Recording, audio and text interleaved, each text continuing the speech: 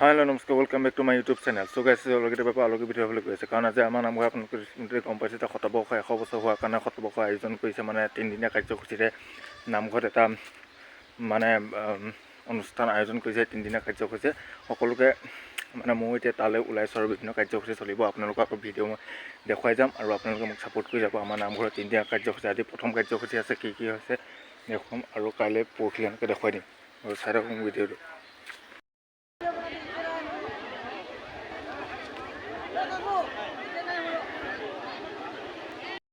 ৰঘুবাৰী গাঁৱৰ ৰাইজে কম দিনৰ ভিতৰত আমাৰ এই শতবৰ্ষ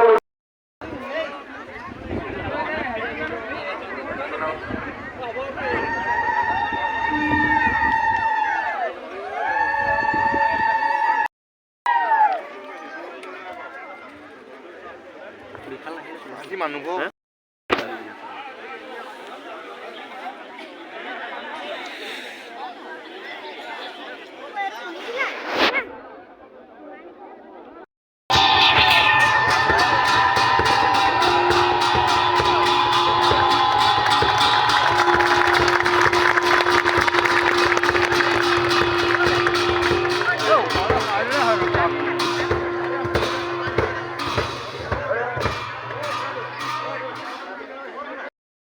এইটো নহয় যে আমি এতিয়া সাগৰৰ মাজৰ ৰুক্মিণী মন্দিৰ বিচাৰিলে আমাৰ জীৱন সাৰ্থক হ'ব।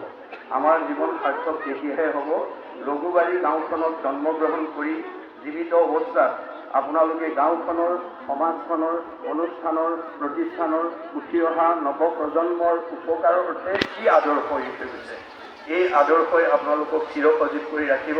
আজি শংকৰ মাধৱ আমাৰ মাজত কায়িকভাৱে নাই, মহাত্মা গান্ধী নাই, মহান মহান পুৰুষসকল আজি কায়িকভাৱে আমাৰ মাজত নাই, কিন্তু তেওঁলোকে দেশৰ কাৰণে, সমাজৰ কাৰণে, দহৰ উপকাৰৰ কাৰণে যিখিনি অৱদান দি থৈ গ'ল, সেই অৱদানে ফাইনেলি আপোনালোকক মই কোৱাই হোৱা নাই যে আমাৰ নামঘৰ কি পাইছে। আমাৰ নামঘৰ শতবৰ্ষ পাইছে, 100 বছৰ নামঘৰ হ'ল কাৰণে শতবৰ্ষ বাৰ্ষিক অনুষ্ঠান উদযাপন কৰা হৈছে 3 দিনীয়া কাৰ্যসূচীৰে।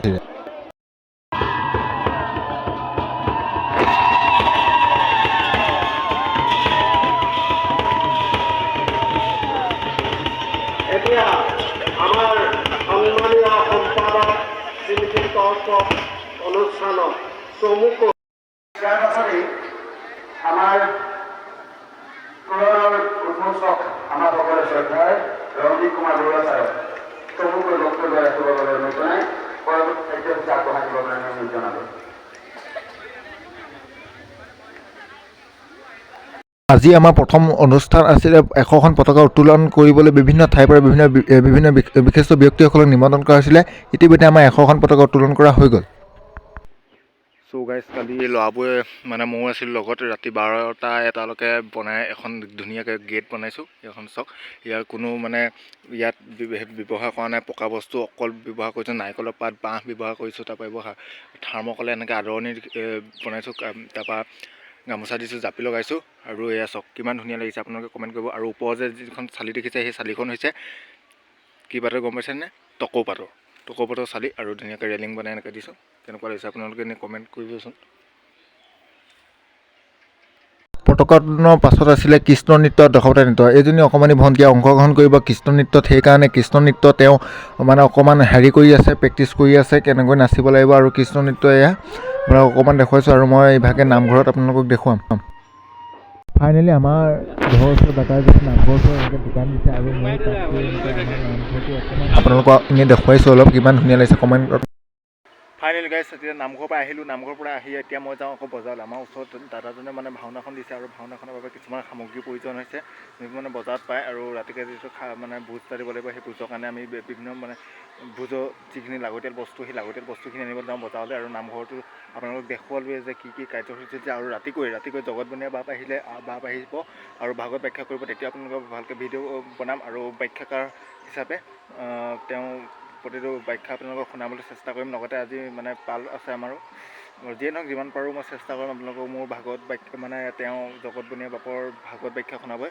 আৰু ভিডিঅ'টো একাধিক্ৰমে আপোনালোকে প্ৰথমৰ পৰা শেষলৈকে চাব বুলি আশা ৰাখিলোঁ। পাৰিলে শ্বেয়াৰ কৰি দিব বাৰু। যিয়ে নহওক আগুৱাই যাওক, আৰু মই পটককৈ বজাৰৰ পৰা আহি লওঁগৈ, তাৰপৰা আকৌ লগ পাই আছোঁ আপোনালোকক।